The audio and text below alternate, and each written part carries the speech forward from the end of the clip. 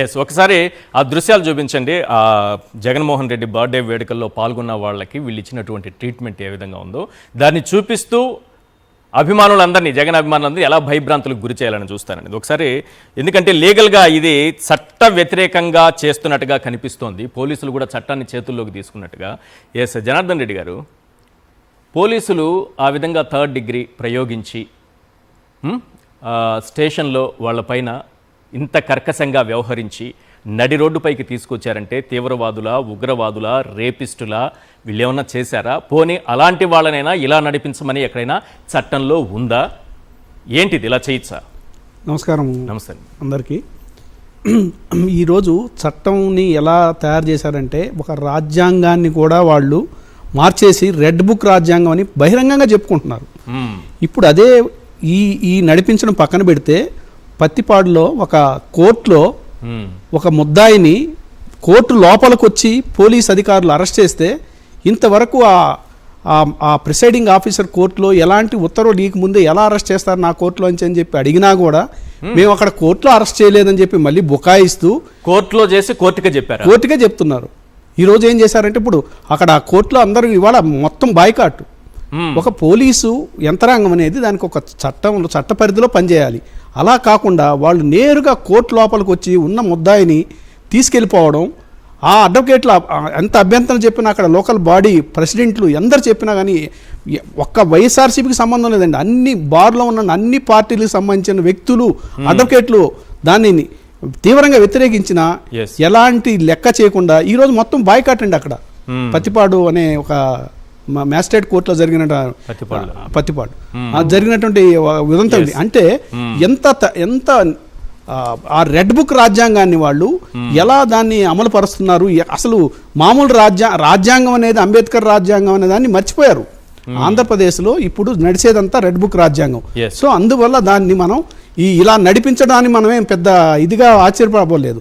ఎందుకంటే మొత్తం ఈ వ్యవస్థలన్నీ కూడా అలా చేసే రైట్ ఉందా పోలీసులు? ఖచ్చితంగా లేదండి. అలాంటి రైటే లేదు వాళ్ళకి. అలా బహిరంగంగా శిక్షించడం కానీ, అవమానపరచడం కానీ, అలా తీసుకెళ్లడం కానీ. అందుకే మనం కోర్టులో కానీ వాళ్ళు మీడియా ముందు తీసుకొస్తే కూడా ముసుకేస్తారు. ఎందుకంటే వ్యక్తిని వాళ్ళు అలా చేయకూడదు. ముద్దాయి అంటే అంతే, అనుమానితులుగా ముద్దాయిలు ఎలా అంటే కేసు నిరూపించబడి వాళ్ళకి శిక్ష పడే వరకు అతను నేరస్తుడు కాదండి.